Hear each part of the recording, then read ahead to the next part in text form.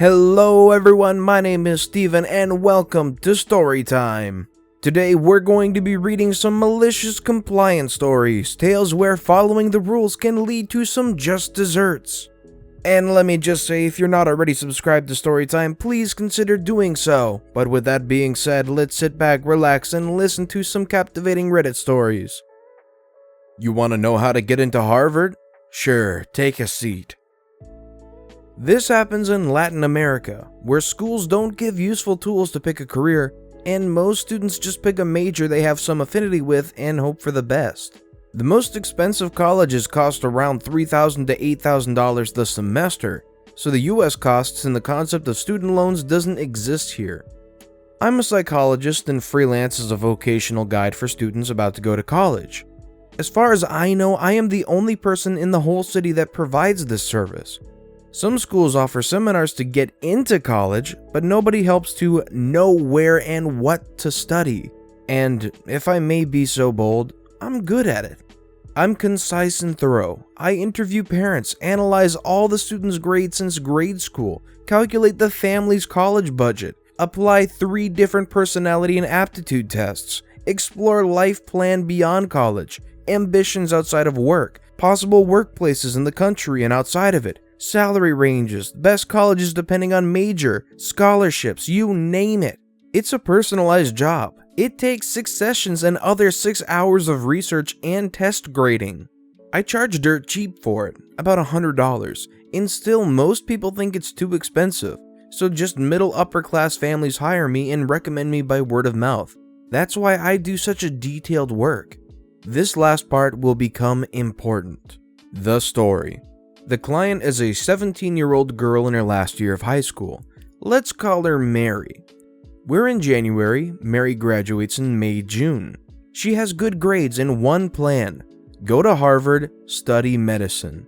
The parents were on board and I smelled danger. So in the first session, I asked if anyone had made any research about admissions to Harvard.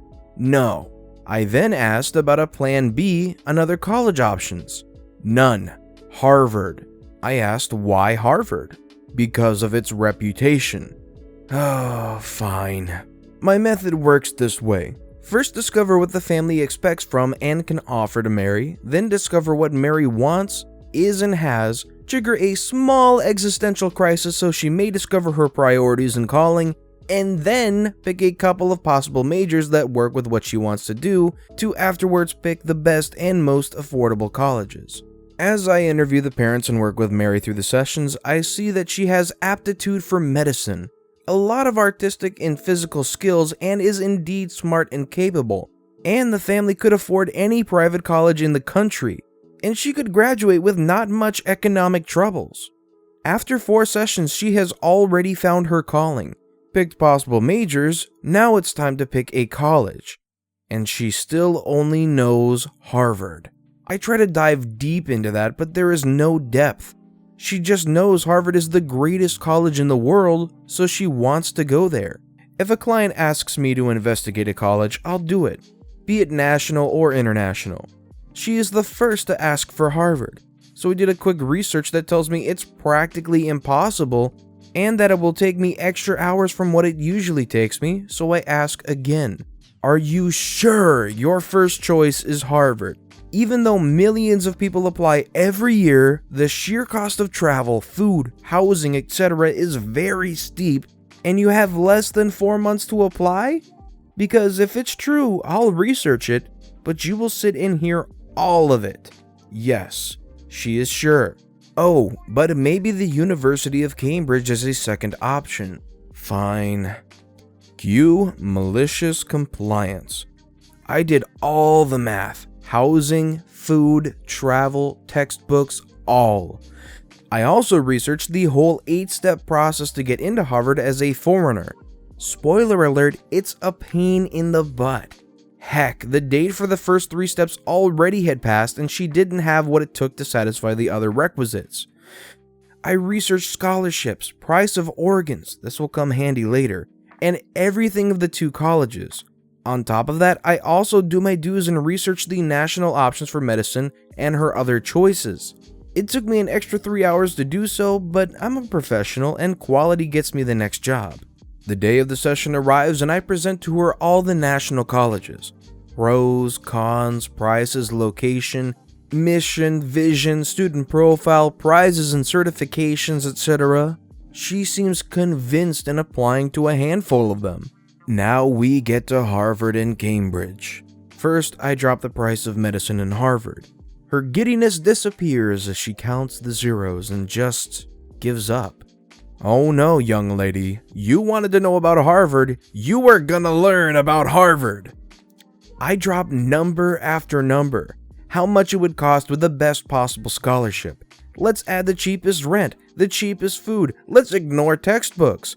All in all, still can't afford a year. Let's multiply that for 4 years. Let's see how much it would cost you if you take out some loans.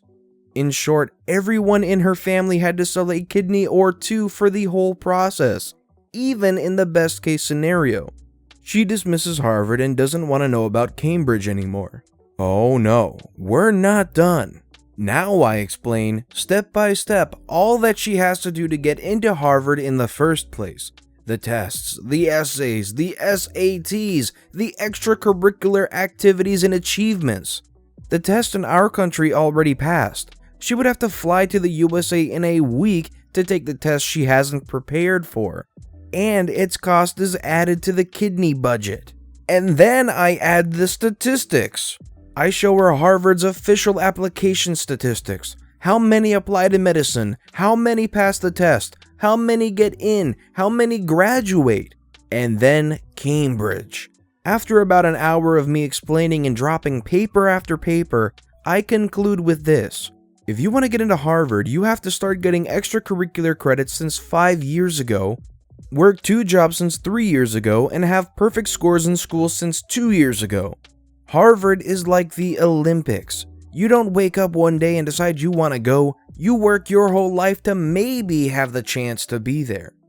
I even gave her the option of taking Harvard as a foreign exchange program from some of the other colleges or taking a mastery degree there to not act like it's just impossible.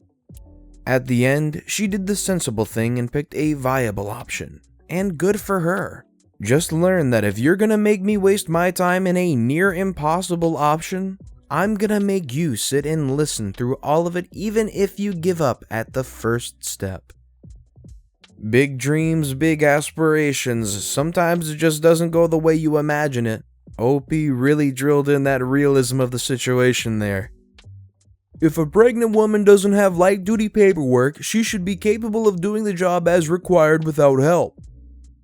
I am currently 31 weeks pregnant and I work as a water filtration operator. Every 4 weeks, me and the other operators rotate on the maintenance shift where we work under this particular supervisor. We'll call him Randy. Randy likes to think he has more control than he does have, and honestly, the plant supervisor just lets him think that. About a month or so ago, I was working with him and he told me to pick up a 45-pound empty nitrogen cylinder. I politely reminded him that I was pregnant and shouldn't be doing that. To which he responded, since I didn't have light-duty paperwork, it shouldn't be a problem. I sucked it up and lifted the cylinder and carried it to the destination, but received a pulled muscle in the process. The next day, I informed the plant supervisor and a work injury report was filed. When my statement was taken, the verbiage I used that was corroborated with another coworker that was present caused Randy to get in trouble because he knew I was pregnant and essentially caused the injury to happen. They took me to a nurse to make sure that my baby was fine and that I was okay and was not experiencing any complications from the injury. I wasn't, other than being in pain if I moved too much. They sent me back on my way and the plant supervisor put me on desk duty for the day. Randy was livid, of course, because he lost some of his manpower on the maintenance team. He made a fuss about me not having light-duty paperwork, saying that if I didn't have it, then I should be capable of doing the work that is needed around the plant. I was capable, I just used common sense. Prior to this incident, I did my job to the fullest within the limitations of my body, which wasn't that much. I rested when I needed to, didn't lift more than my body would allow, and most importantly, I was the only female out of 7 employees, so my other co-workers were more than willing to help me if I asked, which wasn't that often. So the plant supervisor called me into his office and requested that I go get my light duty papers from the doctor ASAP. That's the only way he could protect me from getting further hurt at work. I told him I understood and made the call to the doctor's office and picked it up that afternoon. I got the paperwork that was supposed to keep Randy quiet, and it restricted me as such. No stooping more than 2 times an hour. No climbing ladders or poles at all. No climbing more than 3 flights of stairs a shift. No lifting more than 25 pounds. No standing more than 30 minutes out of each hour. And limited contact with chemicals. These orders, of course, make it very difficult for me to do my job fully, as it basically limits me to either desk work or general cleaning. Now I know this list is bull because I can definitely stoop more than 2 times in an hour. I may be out of breath coming back up, but I can do it. And the climbing more than 3 flights of stairs is ridiculous because that means I can't do all of my rounds. Someone else has to do the last set for me because you climb a set of stairs every time. Under normal circumstances, I would be more than happy to bend the rules here to make everyone's lives easier, but honestly, since he's the one who complained and moaned for me to get this paperwork, I plan to make full use of it. So far, since I've received this paperwork, I keep a checklist of all the things I can't do and fill it like a bingo card. If I fill all of the things, to the office I go because that means I can't do any more physical work on shift. And he has a bad habit of tossing a lot of work my way in the beginning of my shifts. Randy here has absolutely no consideration for the pregnant woman. I wouldn't be asking any pregnant woman to be lifting a 45-pound anything. Frankly, it kinda just upsets me how inconsiderate Randy was being. Work or not, no paperwork or not, whatever the circumstance. A tale of 2 tomatoes. And then there's the tomatoes. So I'm a horticulturalist, heirloom tomato champion, and plant breeder today, right? I got hooked on gardening in school after the teacher taught us about Mendel's pea experiment. Mom fancied herself a gardener, but let little me have a small plot after I annoyed her senseless for some dirt. Turns out I'm innately skilled and have a green thumb. Within a year or 2, I was producing better tomatoes and flowers than she did. I went to go harvest some beefsteak slicers I'd been watching ripen for days, and they were completely gone. Mom had picked them, and that night I found she served them as a caprese at dinner when family friends had come over. She took credit for them. My flawless big red slicers. She said she grew them. We had a huge fight later. I threatened to stop growing them if she stole my crops again. I was informed I would keep growing tomatoes. It was the least I could do to contribute to the family, etc. Why would I not want to share? Next year at the nursery getting starts, I noticed a tray of Cherokee purple at the very beginning of the heirloom movement when it was so hard to find any save mail order. I'd read about them and was so excited to try this new thing, but I swallowed it and just popped them on the cart. Mom assumed I bought beefsteaks like normal. Growing season passes. My tomatoes are ripening, but they're strange-shaped, lumpy, cat-faced, and cracked in a weird muddy purple.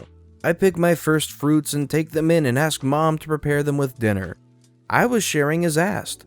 She flipped, insisted they were diseased, mutated. How had I messed up my crop so bad? By then, I'd sliced one, and my dad and brother wandered in to see what the commotion was. I quickly explained no, these were exactly what my rare heirloom Cherokee purples were supposed to look like, and how important they were as a vanishing heirloom. And also, oh, they taste amazing. Dad, my brother, and I polished the fruits off, and they asked me to grow more next year. These were the best tomatoes they'd ever had, and so different. Mom refused to try them because they were just too ugly to eat. And my vines were never raided again. I absolutely love the passion expressed here in horticulture. It was fun to hear the names and the very specific descriptions of the fruits, and I'd be pretty upset too if the things I grew got raided like that, so I completely understand OP here. Let my son use that scooter. Another day, another idiot customer. So I noticed an elderly man on one of our electronic scooters was having trouble moving. Turns out the battery was dead. Being the helpful employee I am and wanting to kill some time, I go and get a new one. I drive up next to him with the new one and move his groceries over. The elderly gentleman thanked me and I take the other scooter off to be recharged. Problem is, I'm having to sit in it and move it using the Flintstones method, practically rowing it to the front using my legs as oars. On my way back, I encountered an entitled mother and her rather large entitled son. "What do you think you're doing? Employees shouldn't be goofing off on those scooters." "They're for customers who need them," I politely reply. "Sorry, but I'm bringing..." gets cut off. "I don't care what excuses you have. Let my son use that scooter. He's been struggling to walk and needs it." And yes, she did emphasize need. "Ma'am, the battery in the scooter, cut off again. "Don't make me get your manager. Now give my boy your scooter." I oblige maliciously. He tries to move it. It moves for about 3 seconds, then dies. He turns it off and on again. Another 2 seconds, then out. I must admit I was smirking about how stupid he looked and might have chuckled a bit. "Mom, this scooter's broken. Make him get me a new one," the entitled brat bellowed. I shrug and say, "That's the last one. I was trying to bring it in to be recharged, but you wanted it." The entitled mother snatches her son and power walks off, mumbling something under her breath. I drop off the scooter and plug it in. So far, I haven't been yelled at by management. If anything happens, I'll update, but so far, I don't think she's really going to do anything. I really wish people had any sense of patience. Just let the worker finish what he was trying to say. Instead of assuming and cutting them off before they can finish their sentence and trying to save yourself some time, let them finish the sentence, realize that the scooter is out of battery, and that will save you more time in the long run than trying to deal with some dead scooter. But we all know that's not gonna happen. But one thing that is gonna happen is time running out for today's stories. Thank you all for listening and watching these stories today on the Storytime channel. If you haven't yet, please consider subscribing, and leave any feedback you can about this video in the comments below, as it's always appreciated, and is always used to help develop the way we deliver these stories to you. Thank you all again for watching and listening to the Storytime channel. The Storytime